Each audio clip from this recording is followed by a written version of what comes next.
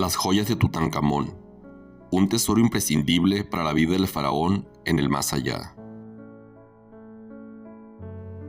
El ajuar funerario que Howard Carter halló en 1922 en la famosa tumba del Valle de los Reyes contenía todo lo necesario para garantizar al faraón una vida apacible y segura en el más allá.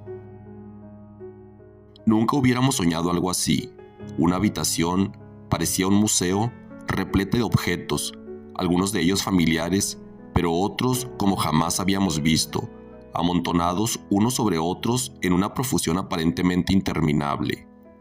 El egiptólogo británico Howard Carter resumía de este modo la impresión que tuvo al pasear la mirada por primera vez por las atestadas cámaras de la tumba del faraón Tutankamón, en noviembre de 1922. Era la primera vez que alguien contemplaba un ajuar funerario completo del Egipto faraónico que no había sido víctima de los saqueadores y ladrones de la antigüedad.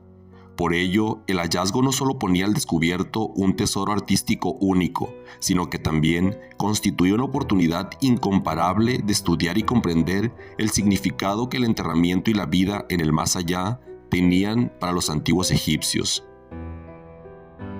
Para los antiguos egipcios, el cuerpo se componía de diversos elementos, entre ellos el Ka, una suerte del doble del difunto que le acompañaba en la vida terrenal y que debía ser alimentado en la otra vida. Su desaparición provocaría la aniquilación del difunto, por lo que las ofrendas alimentarias y parte del ajuar funerario estaban destinados a la conservación del Ka. Todo ello se reflejaba fielmente en la tumba de Tutankamón. Así, al entrar en la antecámara, Carter halló dos estatuas que le llamaron desde el primer momento la atención. Dos figuras negras de tamaño natural de un rey, una frente a la otra, como centinelas, con faldellín y sandalias de oro, armados con un mazo y un báculo, llevando sobre la frente la cobra sagrada como protección. Una de estas estatuas representaba precisamente el Ka de Tutankamón.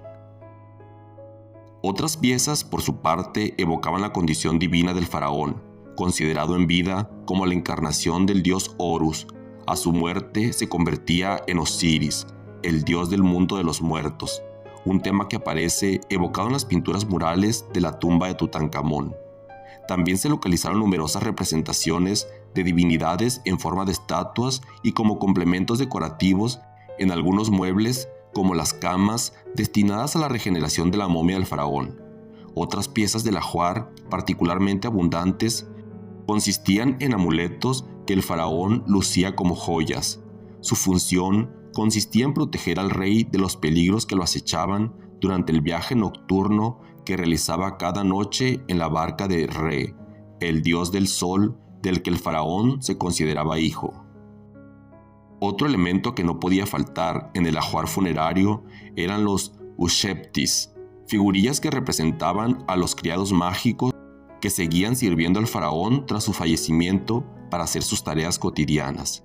Cumplían la misma función que otros utensilios que los faraones consideraban necesarios para poder vivir de manera relajada en los campus de Iaru, el paraíso para los egipcios, pues, según sus concepciones religiosas, el faraón, tras su muerte, debía seguir atendiendo a sus necesidades básicas.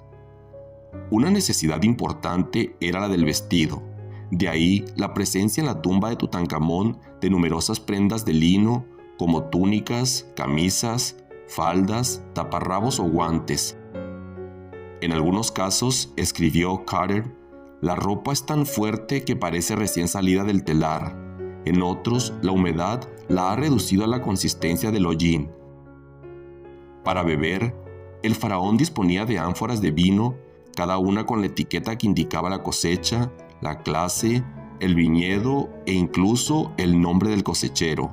En cuanto a la comida, Tutankamón disponía de alimentos básicos, pan, ajos, cebollas y legumbres, e incluso platos preparados y guardados en recipientes que contenían patos o carnes.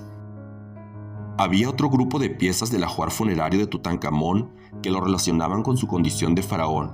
Precisamente, el hecho de que su tumba fuera, en tiempos de Carter, la única sepultura real que se había hallado intacta, permitió a los arqueólogos localizar algunos ejemplos de insignias reales que hasta en ese momento solo se conocían por representaciones escultóricas o pictóricas.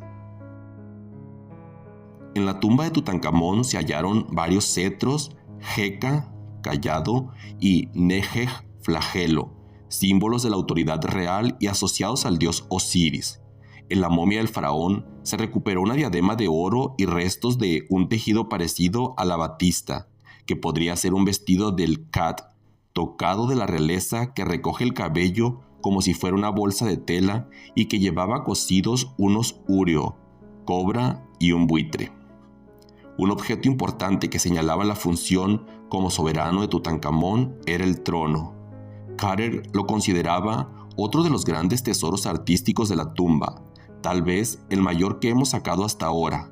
Un trono recubierto de oro de arriba a abajo y ricamente adornado con vidrio, fayenza y piedras incrustadas. En el antiguo Egipto, las sillas eran un símbolo de autoridad y prestigio. El trono era un ejemplo. Realizado en madera con un revestimiento de oro, el respaldo presentaba una escena íntima en la que aparecía Tutankamón sentado en un trono con su mujer, Akhenaton, ante él. La escena estaba presidida por el disco solar, el dios Atón, que con sus rayos otorgaba la vida a la familia real. Akhenaton aparece aplicando perfumes al cuerpo del faraón en una escena íntima y cotidiana. Como una de las obligaciones del faraón era la defensa del país, es normal que entre los objetos de su tumba se encuentre un gran número de armas, tanto defensivas como escudos o corazas, como ofensivas. Se veía que habían sido colocadas en la tumba con Tutankamón para asistir a su majestad en el combate con los enemigos que intenten retrasar su avance desde este mundo hasta el venidero. Cabe destacar las espadas de bronce curvadas o yepech, así como los puñales. Uno de ellos constituye una rareza, dado que la hoja estaba realizada con hierro, mineral poco conocido en Egipto. En toda la tumba había gran profusión de arcos, tanto simples como compuestos. Las medidas nos indican que algunos de ellos fueron usados por el faraón cuando era aún niño. El lado humano del rey. Un hecho que sorprendió a los arqueólogos fue que algunos de los objetos descubiertos no pertenecieron originariamente a Tutankamón. De hecho, la mayor parte de las joyas halladas en la tumba se habían fabricado en época de sus padres e incluso de sus abuelos, y Tutankamón se había limitado a cambiar las inscripciones que indicaban el propietario. Por ejemplo, un pectoral guardado en una caja llevaba un cartucho demasiado largo para el nombre de Tutankamón, por lo que se deduce que el nombre que llevaba inscrito en su primer momento era el de Akhenaton, su padre. También había objetos de otros miembros de la familia de Tutankamón que éste reutilizó. Howard Carter los denominó reliquias. Entre los objetos puramente rituales pertenecientes al enterramiento hallamos reliquias familiares simples que deben evocar recuerdos muy humanos. Dentro de esta categoría se inscriben, por ejemplo, los brazaletes de fayenza localizados en el anexo que llevaban los nombres de Akhenaton y Nefertiti. También se encontraron unas paletas de marfil con el nombre de sus hermanastras, Meketatón y Meritatón. Pero quizás el más sorprendente por su sencillez y probablemente por el cariño con el que lo guardó el propio faraón, apareció en el interior de un pequeño ataúd encerrado dentro de otros 3 ataúdes, un mechón de cabello de la reina Ti, abuela de Tutankamón. Los tesoros de Tutankamón. La cara oculta.